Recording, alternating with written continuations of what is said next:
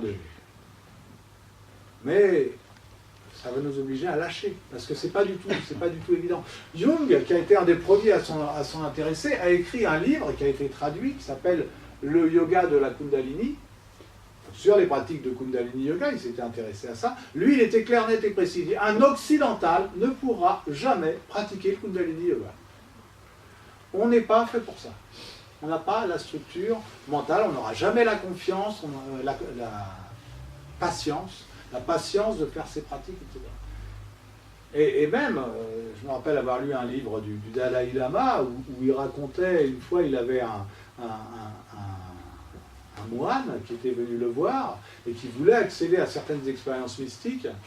Et le Dalai Lama lui avait répondu que il était trop vieux pour pouvoir espérer accéder à ce genre d'expérience, parce qu'il fallait vraiment pratiquer depuis tout jeune, depuis sa toute petite enfance, avant d'avoir tous les conditionnements mentaux.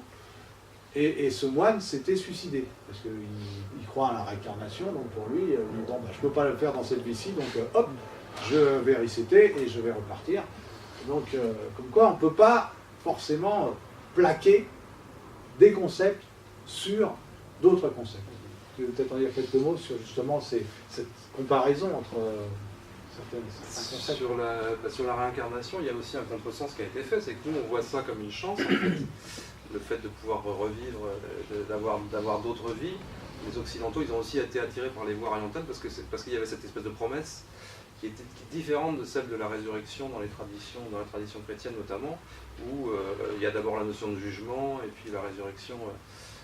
On ne sait pas exactement sur quel plan ça se passe. Enfin bon, là, la réincarnation, pour le coup, c'est un concept assez simple et qui est séduisant, mais pour les orientaux, c'est un échec en fait de se réincarner. Donc il faut bien voir que le but, c'est de se libérer justement de la roue des réincarnations. Donc le but, c'est de ne pas se réincarner un peu. Voilà, juste ça. Non, sur l'intérêt de suivre une voie orientale, tu voulais dire plusieurs choses, sortir de la zone de confort. Un autre rapport au temps, ça on en a parlé un petit peu, c'est vrai que le rapport au temps n'est pas du tout le même dans les deux cultures. La notion, enfin dans les cultures orientales, il y a les notions de cycle qui sont très présentes, hein. La vie est un éternel recommencement, c'est une succession de cycles. La notion de hasard n'est pas du tout la même non plus. Le hasard en chinois, ça signifie, comme je l'avais déjà dit, liaison, appariement, en fait c'est la conjonction de deux choses, alors que nous, la notion de hasard le mot hasard vient de l'arabe d'ailleurs. Et donc c'est quelque chose qui n'est pas du tout présent, qui n'a pas du tout la même signification dans la culture chinoise et j'imagine dans la culture indienne également. Donc c'est vrai qu'il y avait aussi tout cet exotisme-là en fait qui faisait partie de l'attrait de ces voies. Voilà.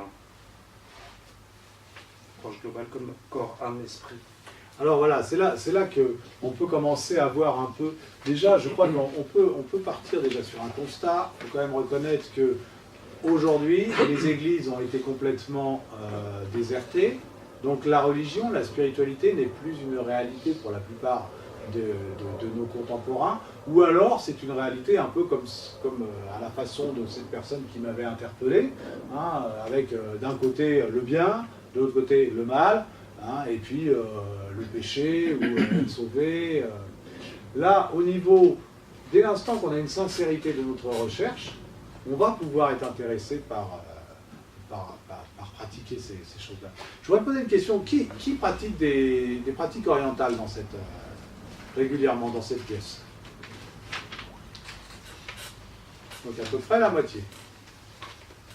À peu près la moitié. C'est yoga, qigong ou ce genre de choses.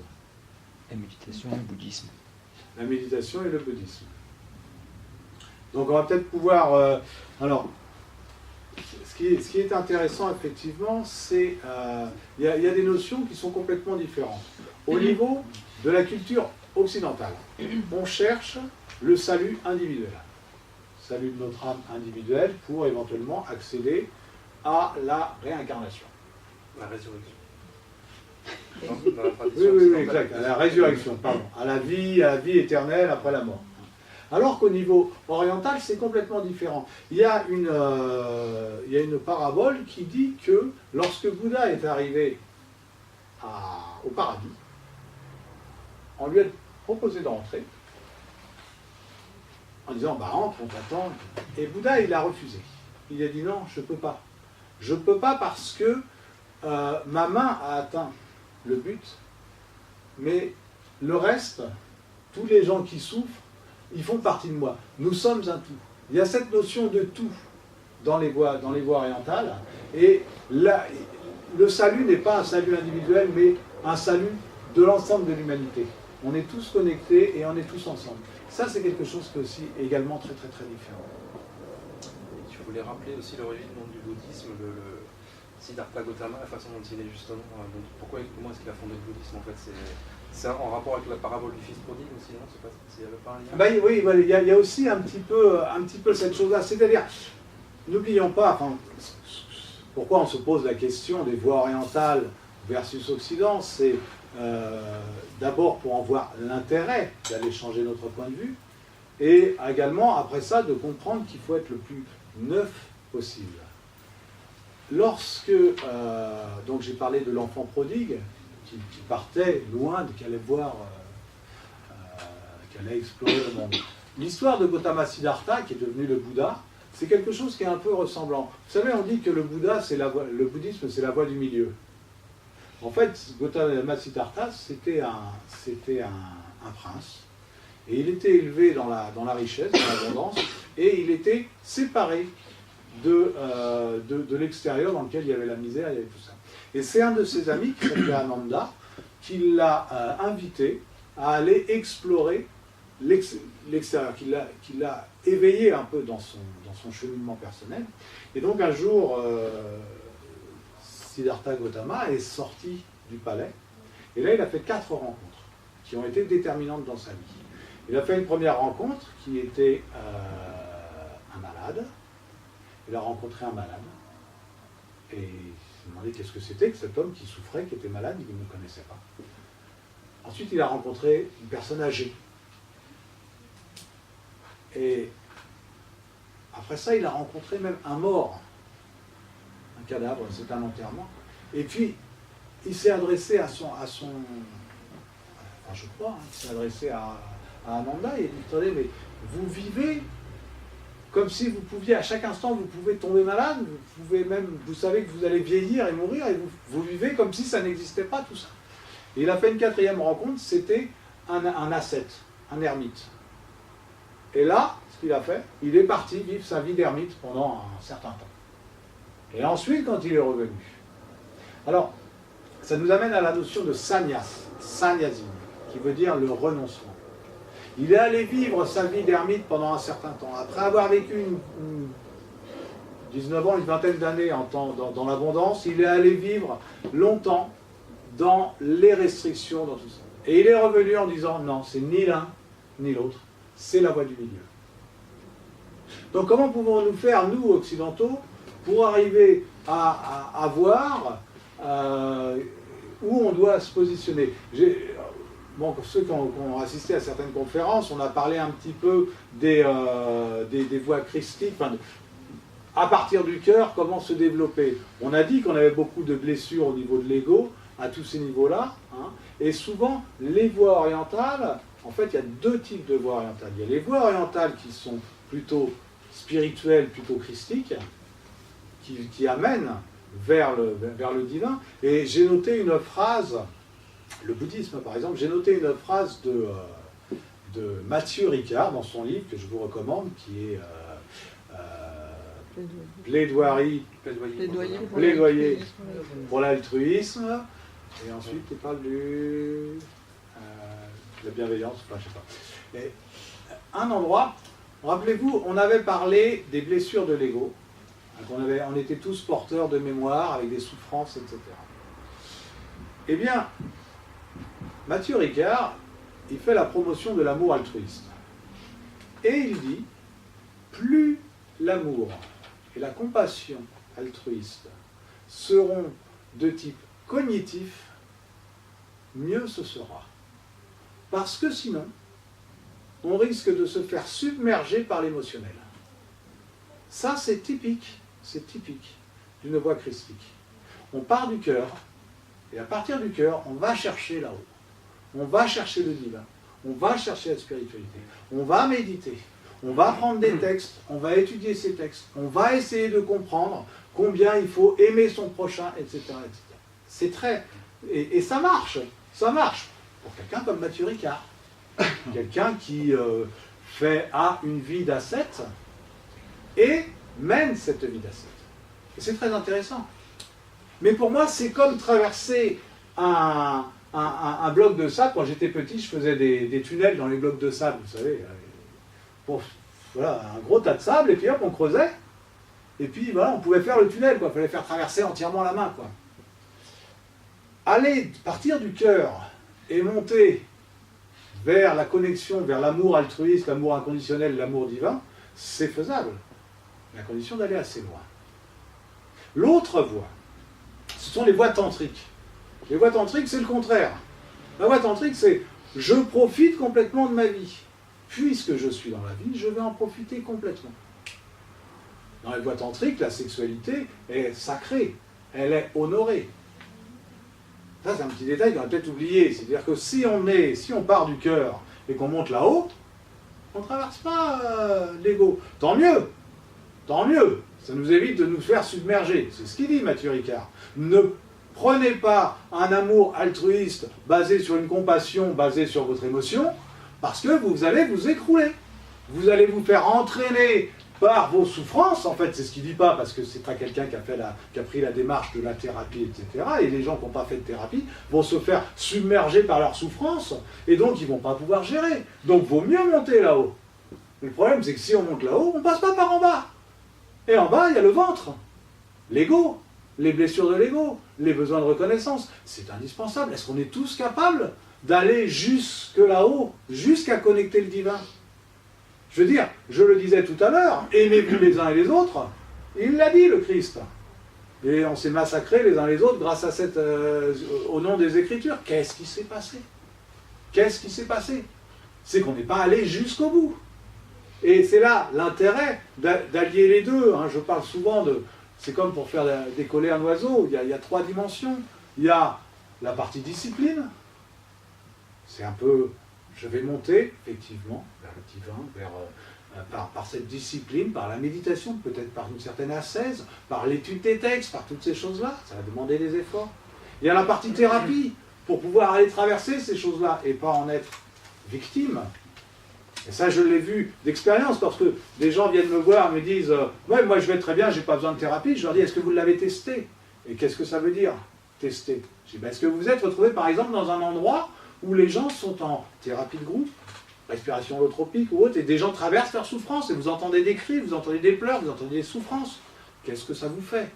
Très souvent, s'il n'y a pas eu guérison, ça résonne dans les souffrances. Et donc là, hop, là on va y monter, là. Hein? Amour cognitif. Amour de nature cognitive. Comme ça, au moins, hop, on ne va pas sur les souffrances.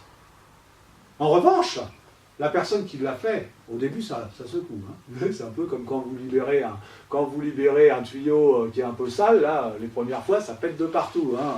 Il y a beaucoup de pression, la pression est tellement montée qu'au début, quand vous commencez à nettoyer le tuyau, ça pète de partout. Mais après, ça s'écoule. Et là, il y a possibilité. Et pour moi, c'est ce qu'il y a de mieux à faire. Allier les voies tantriques, parce que nous sommes des Occidentaux.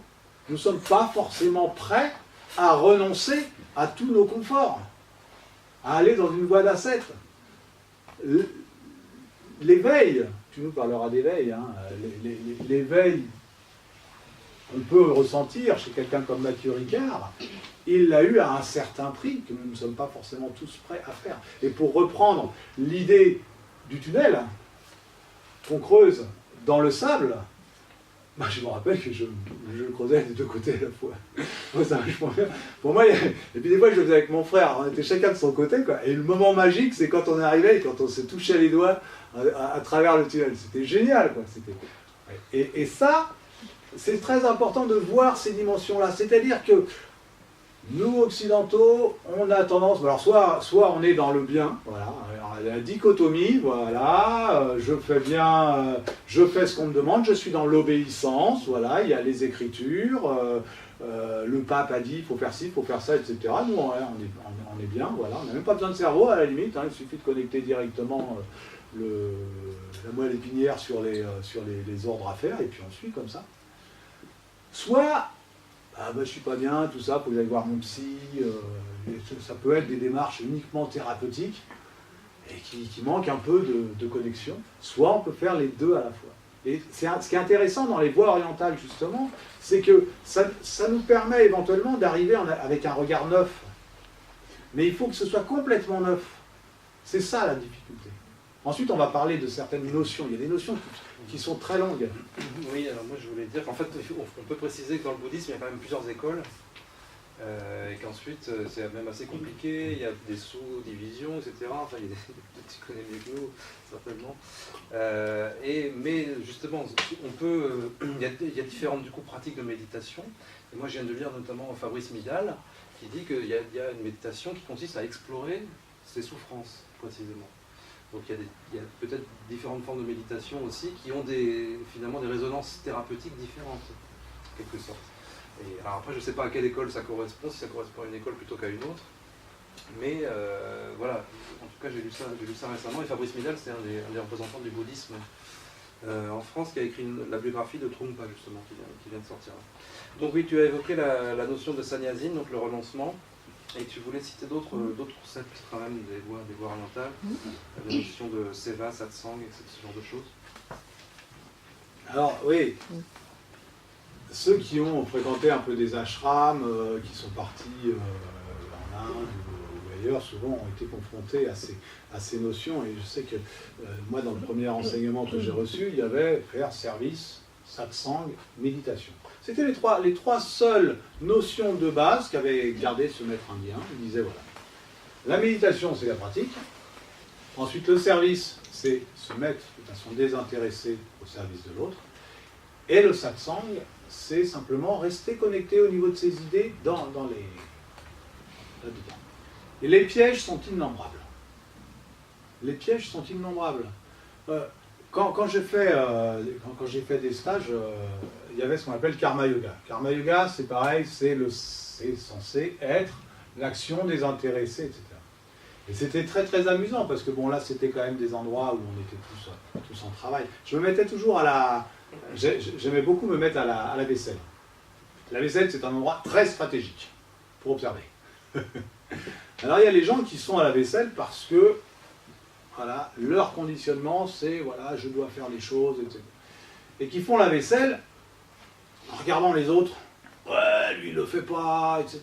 Il y a tout un travail à faire. Et on ne peut pas s'affranchir de passer du temps à avancer sur toutes ces choses-là, à dépasser ces choses-là.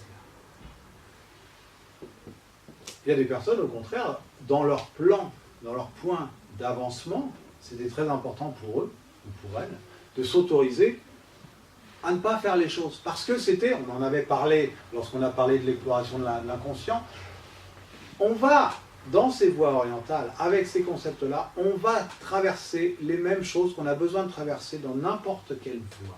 C'est ça qui est important. Mahatma Gandhi disait, il y a autant de voies vers Dieu que d'individus sur Terre. Je me suis rendu compte, lorsque j'ai commencé à faire des animations de groupe, ou des animations dans des conférences ou autres, je me suis rendu compte qu'en fait, ce que j'allais utiliser pour essayer de créer une fraternité entre les gens, ce qu'on a déjà fait plusieurs fois dans des conférences ici, vous savez, les fois où on va se frotter les mains, les fois où on va chanter ensemble, les fois où on va se serrer la main, toutes ces choses-là, je me suis rendu compte qu'en fait, mais dans les églises, ça existait aussi, quoi. Dans les églises, on chante. Dans les églises, on s'échange un geste. Mais on a tellement l'habitude que finalement, on est un peu... en tout cas, moi, quand j'y allais, quand j'étais enfant, je n'avais pas pris du tout conscience de toutes ces choses-là. C'est ça qui est intéressant. Alors, prenons des voies orientales, si on veut, dans la pratique. Mais n'oublions pas d'essayer d'être intransigeant dans notre discernement et oser aller regarder nos peurs et nos réticences par rapport à ça. Pas rester trop intellectuel. Ça, c'est quelque chose qui est vraiment important. Bon, moi, vous le savez, c'est le Kundalini Yoga que j'enseigne. Or, la Kundalini, c'est un concept, le concept d'énergie, c'est un concept qui est fondamental au niveau oriental. On va ressentir l'énergie. La Kundalini, on dit que c'est cette énergie de vie qui sommeille au bas de la colonne vertébrale. Il y a, en chaque homme, il y a des canaux particuliers qu'on appelle les nadis, et l'homme a moyen, par son travail personnel, d'aller élever cette énergie Kundalini. Il va la réveiller, et elle va monter le long des différents chakras. Il y a 3 nadis qui se croisent plusieurs fois, et c'est le symbole du caducée, symbole des médecins. C'est exactement cette chose-là. Enseignant le Kundalini Yoga, quand je parle de ça, j'ai souvent eu la réflexion, le Kundalini, oh là là, c'est très dangereux. Il y a des gens qui m'ont dit, oui, parce que la Kundalini, si on ne l'éveille pas correctement, des fois même, au lieu de monter, elle peut descendre. On a plein de concepts, on a plein d'attentes, d'imaginaires qu'il faut nettoyer. Et il n'y a que quand on a nettoyé tout cet imaginaire qu'on peut vraiment avancer sur notre travail personnel. Il y a vraiment un reset à faire. Et donc, moins on a étudié, mieux c'est pour commencer à pratiquer. Et ensuite, quand on a pratiqué, éventuellement, on peut commencer à étudier un peu plus les textes. Et là, on va comprendre. Parce que ça rejoint du vécu. Alors, la sadhana, ça veut dire quoi? La sadhana, c'est la discipline. C'est une notion qui est complètement orientale. Sad, ça vient du mot qui veut dire effort. La sadhana, c'est quelque chose qui est très fréquent. Par exemple, il y a un maître indien actuellement qui a beaucoup de disciples et qui a un enseignement qui est resté, de ce que j'en ai vu, très originel. C'est Sri Tatata. Il propose des initiations. Il y a vraiment les notions d'initiation au niveau des voies orientales. Les initiations, c'est vraiment, ça peut être facilement un piège pour l'ego. C'est-à-dire, la voie initiatique, c'est le langage oriental. Nous, on est dans le fait de grandir. Et dans ces initiations, Sri Tatata propose la sadhana. C'est-à-dire, pour pouvoir passer d'une initiation à une autre, il faut faire la sadhana. En Kundalini Yoga, la sadhana, en pratique, c'est on se lève tôt, avant le lever du soleil. Bon, c'est 5 heures, 6 heures, ça dépend si c'est en été ou en hiver. On prend la douche froide et on fait une pratique, tous les matins. 40 jours. Ça vient de Sad. C'est la discipline. C'est la fameuse aile droite. Mais c'est là qu'il faut faire attention. Attention à l'ego. Parce que ça peut être une performance. On ne fait pas les Jeux Olympiques de yoga. Ça n'existe pas. Or, avec notre connotation occidentale, comment on va pouvoir, en utilisant une voie orientale, traverser les choses qu'on a besoin de traverser et dans une voie occidentale? Travailler sur l'ego, c'est quelque chose de nécessaire pour le dépasser. Je veux dire, l'humilité, c'est quelque chose de très important. Mais si on va calquer notre conditionnement occidental directement sur une pratique orientale, c'est pas forcément quelque chose qui est facile. Et il ne faut pas oublier il est important de... C'est pas un gadget, quoi. Ce que je voyais, c'est... Des fois, c'est un peu le yoga McDo, quoi. On a tendance, on prend... Il y a des endroits, il y a certains yogas, certaines pratiques, on a tout retiré pour l'occidentaliser, pour pas que ça choque. Mais ça devient de la gymnastique, quoi. Alors que ces voies, ce sont quand même des voies bien plus complexes que ça. Oui, ben justement, c'est une très bonne transition, parce qu'il y a un concept clé dans ces voies-là, c'est la notion de non-dualité aussi. Et la non-dualité, c'est quelque chose qui revient justement à la mode. Ici en Occident, à travers des enseignements un peu nouveaux et radicaux. Il y a des gens comme Eckhart Tolle, donc, je ne sais pas comment vous dites, des gens comme Jeff Foster, des enseignants spirituels comme ça. Eckhart Tolle donc, a écrit Le pouvoir du moment présent et plusieurs bouquins sur cette notion-là. Et ces gens-là se réclament directement ou indirectement en fait justement de la tradition, notamment hindouiste, de la non-dualité, qu'on appelle l'Advaita Vedanta. Et c'est quelque chose qui prend une certaine ampleur ici, plutôt dans le monde anglo-saxon, disons, mais en tout cas, il y a de plus en plus d'enseignants qui prétendent être... alors justement, ils ne prétendent pas être des éveillés, mais ce sont des enseignants dont les gens autour d'eux disent ce sont des éveillés. Et donc, ils ont un enseignement à apporter du simple fait qu'ils sont éveillés, en fait. Et ça se passe dans des réunions qu'on appelle les satsang. Donc, le mot satsang, tu en as parlé. Là, ça veut dire simplement que c'est une réunion, en fait, dans laquelle il y a une part de méditation, en fait, silencieuse au début, et ensuite, c'est un échange de questions-réponses. Ça correspond à la forme traditionnelle en Inde, non, c'est ça? Disons que la grosse différence que l'on peut avoir avec ces enseignements-là, c'est qu'il y a la notion du maître.